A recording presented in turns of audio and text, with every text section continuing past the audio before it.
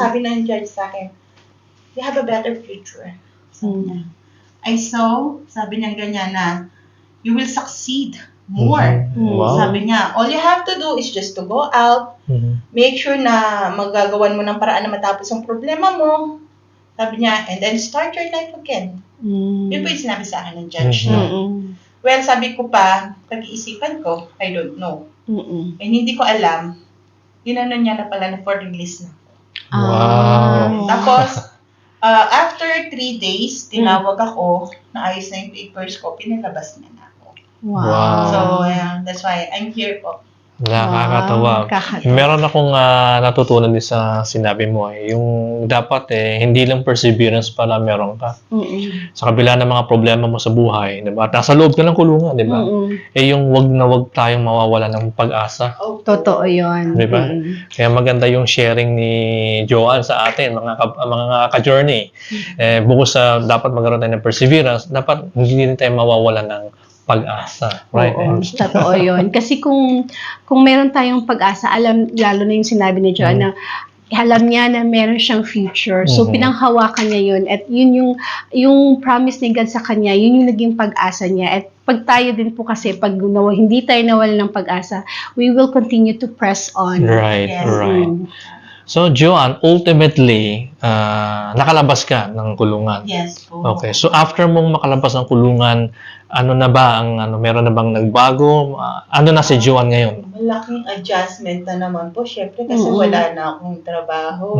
Wala lahat. Naka-freeze.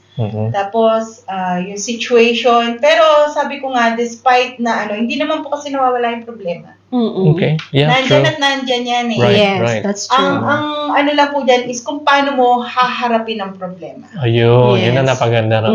Paano mo haharapin Yes ang po. problema? Kasi para sa akin, ang natutunan ko po noon, instead of intindihin ko, isipin ko yung kung ano man po yung pagsubok na daraan sa buhay ko, isipin ko yung solusyon, and then let God do it for me. Yes. And then, I'm listening to what He wanted me to do. So, doon po ako nakafocus sa kung ano man po yung plan sa akin ni Lord. Kasi alam ko po, yung plans niya is greater than mine. Right. True. Diba? So, medyo mahirap po, pero sabi ko nga, hindi ko na ini-entertain yung negativity. Yes. Doon na ako sa positive. True. Kasi alam ko po na yun ang makakatulong sa akin. Right. Hindi po yung mga negativities. Maraming mga taong mag-judge sa'yo, pero sabi ko, I'm not a people pleaser, I'm God pleaser. True. So, True. ang inaano ko lang po palagi, sabi ko, I want to share my testimony to the other people, lalo na yung mga pinanghihinaan ng loob. Kasi yun ang kailangan, lalo na sa panahon ngayon. Right. Yes, that's true. Yung kung sino yung nasa likod ko para lumakas ang loob ko, kung sino yung mga nakakatulong sa akin. Sabi ko nga, hindi ko naman yung makikita sa taong nakapaligid lang basta-basta eh. Dapat yung karamay mo, and it is God. Right. At talagang pinakita niya sa akin na kung ano yung, despite of all things na nangyari sa buhay ko, nandiyan pa rin siya sa akin, hindi niya ako iniwan. At sinasabi mo, nakapag-persevere ka sa lahat ng mga pinagdaanan Ay, mo. oo. Talagang parang sabi ko nga, simula't-simula yata, yung problema parang kakambal ko na. Yun ang lagi ko po na sinasabi eh. Simula bata ako, parang kakambal ko na kako yung problema na hindi na ako iniiwan. Pero sabi nga sa akin, natutunan ko po na hindi pala kakambal yun. Talaga lang pong parte ng buhay natin, ang journey natin, yung problema. Right. Kasi, Yes, that's right. minsan nagkakamali tayo sa mga desisyon natin sa buhay.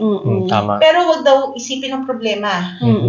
Ang isipin natin ay yung kung after the problem, sino ka na? Ano ka na? Ano yung natutunan mo? Right, Diba? right. That you have something na may impart mo hindi lang sa sarili mo, kundi pati sa ibang tao na kung paano mo pagpupukusan yung nang maayos yung buhay mo, nang wala kang maaapakan o masasaktang iba, at higit sa lahat, how you trusted God sa lahat ng nangyayari sa buhay mo. Tama. I agree with Joanne. Ang problema, that's part of life. Yes, Diba? that's true. Pero I also agree with what she said, na it's how you handle the problem. True. And kasi minsan may mga problema na the problem handles you, not you handling the Yes, problem. oo. Totoo Kaya yan. minsan may mga nababalita tayo, di ba? Nagpapatiwakal, Oo. may mga give up na lang, at nawawala nawawala ng pag-asa. Yes, yes. At lalong hindi nagiging maganda ang kanilang buhay. Mm-mm. Pero kung meron palang perseverance na tinatawag, Yes po. merong pag-asa, Mm-mm. talagang lumalaban sa journey ng buhay.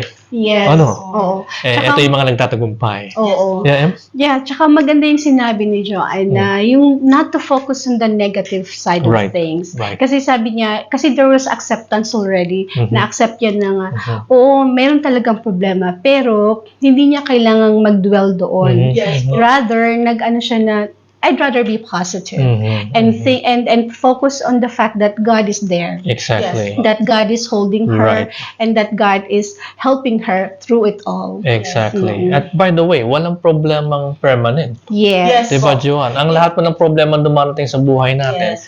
dadaan lang yan, pero Yes. malalagpasan din natin Yan yan. nga po yung sinasabi ko na hayaan lang, dumaan, Mm. huwag lang tambayan. Mhm. And then, every time po, meron din akong mga nakakausap na may mga pinagdadaanan na katulad po ng nangyari sa akin. Mhm. So, ang dami ko pong nakakausap na ganyan. Ang lagi ko lang po sinasabi sa kanila, don't tell God. Kasi tayo, yung makomplain tayo kay Lord eh. Kasi Mhm. ginawa ko rin siya nung umpisa na, Lord, bakit ganito? Ang dami ganito, ang hirap Mhm. dito. Mm-mm. Pero sabi ko nga, don't tell God how big your problem is. Mm-mm. Mhm. Just face the problem and show to that problem that you have a bigger God with you. Mhm. Mm-mm. That's So, true. yun po That's yung ano true. ko na. That's true. That's true. Baliktarin ka ako natin, hindi naman kailangan na mag-complain lang tayo. Mm-mm. Kasi baka sinasabi na pala sa atin ni Lord yung solution, hindi natin naririnig kasi mas malakas ang boses natin mag-complain. Mag-complain. Mm-mm. Tama. Kesa tama. sa makinig sa kung ano man yung instruction sa atin ng Panginoon. Mhm. Tama. Tama. So, lalagpasan mo na lahat, Joanne, di ba? So, so ano lang nangyayari ngayon sa buhay mo ngayon? So far, Ngayon nakalabas ka na. so far po, okay naman. Surviving pa rin po. Okay. So, May sa problema awa pa rin ng kahit Panginoon, paano. hindi po siya Paminsan-minsan. nawawala. Parang ano na po yan. Pero alam ko na po kung paano harapin ng maayos Right. yung Yun ang tama yung maganda. problema. Okay. Na hindi ko na kailangan na ma-stress pa. Mhm. Yun po. Tapos, kahit pa paano naman po, may nakakapag-work. Mm-mm. Yun po, nakakapag-provide na rin sa family ko. Mhm. Tapos, alam niyo po yung for 7 years na mahigit na Oo. battle Oo. na pinagdaanan ko to sa buhay ko, masasabi kong napaka-faithful ng Panginoon sa akin. That's Right. right. That's Yes. Napakaganda ng storya Oo. ng pagtatagumpay or yung practical application ng perseverance, di ba? Yes. So, siguro i-summarize natin ano ba yung mga learning points natin dito, no? Yes. Kaya, Ems, ano ba masasabi mo? If we were to summarize Yes. what Joan's told us. Yeah, just to to give my summary and then kung ano din yung natutunan ko kay Joanne. Mhm. But first of all, we would like to thank you, Joanne. Thank you very much for sharing your story. Indeed, it's very inspiring. Right. And although medyo mangiyak-ngiyak tayo kanina, ganun talaga. Pero talagang marami kaming natutunan sa Yeah. iyo. Right. And yun nga mga ka-journey, no? Kung isa-summarize ko yung mga natutunan ko din kay Joanne, it's really not to give up and also to persevere, Mhm. to hold on to the faith that you have kasi yun yung tutulong sa atin na lagpasan kung ano man yung mga obstacles and problems that we have in Mhm. life. Mhm. And yun nga sinabi ni Joanne na yung problema natin it's always gonna be there. Right. It's part of life. So parang kumbaga hindi natin pwedeng sabihing mawawala lahat yun. Mhm. Kung malagpasan natin yung isa, something else comes along. And that's Mhm. just part of life. And Mhm. so, as Joanne said, let's focus on the positive side. Let's not give up. Let's not lose hope. And continue to press on and have faith in God. At malalagpasan natin yun. Exactly. Ako naman, ang learning point ko dito sa sharing ni Joanne is yung pagpupursige, Mm-mm. di ba? Tsaka yung patience, di ba? Yes. Of all the hardships na pinagdaanan ni Joanne, Mm-mm. nandun ka pa rin. I mean, you're still alive and kicking and Yes. fighting the good fight of faith nga kung Yes, sabihin nila, yes. di ba? At higit sa lahat, yung hindi ka nakakalimot tumawag sa Kanya. Yes. Di ba? Which is the most important part. Dahil Yes. ako, naniniwala ako sa akin personal lang na kung wala siya sa buhay natin, Mm-mm. mahirap yatang i-overcome ang Oo. bawat obstacles, bawat problems and trials Mm-mm. sa buhay natin. Mm-mm. At baka ikaw ang madaig ng problema, Oo. imbes na ikaw yung idaigin mo yung problema. Oo. Pero ako naniniwala ako na kaya nating daigin lahat ng problema ang darating sa buhay natin. Kung nagawa nating i-overcome yung mga mga dating problema natin sa buhay, I'm sure yung mga susunod pang mga problema na maaaring dumating sa buhay natin, pwede rin nating i-overcome. And that is for only one reason, because of Him. Yes. Right? I think. Joanne, meron ka bang gustong huling mensahe or gustong i-advise, ituro sa ating mga manonood? Para po sa akin, yung always trust God in all aspect ng buhay natin. And also, yung lagi ko sinasabi, ka-faith lang. Ka-faith lang. Because at the end of your journey, na nandun yung light, you will be victorious because you know that God is always with you. Right. Napakaganda. Okay. Ems, meron ka bang gustong sabihin muna bago tayo magtapos sa ating episode? Yeah. So, bago tayo umuwi, bago tayo magtapos sa episode ito, I would just like to encourage everyone to, like Joanne, let's always be thankful, be grateful, and be, to not let whatever happens to us, parang maging reason siya for us to lose hope. Kasi maganda yung nangyari kay Joanne, sabi niya nung isa niyang, I wanted to point that out pala, no, na nagkaroon siya ng parang acceptance, and then sabi niya, sige, I'll enjoy na lang whatever it is that I have. So parang kahit ganun yung nangyari sa kanya, nakuha pa niya maging mapasalamat, maging thankful at mag-rejoice. Talagang in-enjoy niya yung experience kahit na it's ironic and difficult, pero in-enjoy niya yung experience and natuto siya doon. So, mga ka-journey, I hope that natuto tayo sa story ni Joanne at sa kanyang mga inspirational insights sa kanyang experience, and I hope that you will join us next time. Yes, and thank you, Joanne. Thank you, Ems. Thank you, At ito po si Mike.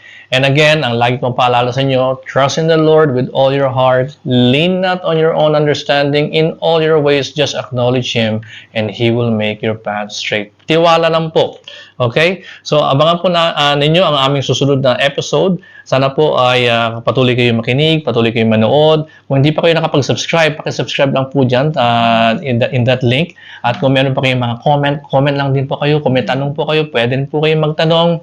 At we hope to see you in our next episode of Journey Mo, Kwento Ko. Bye!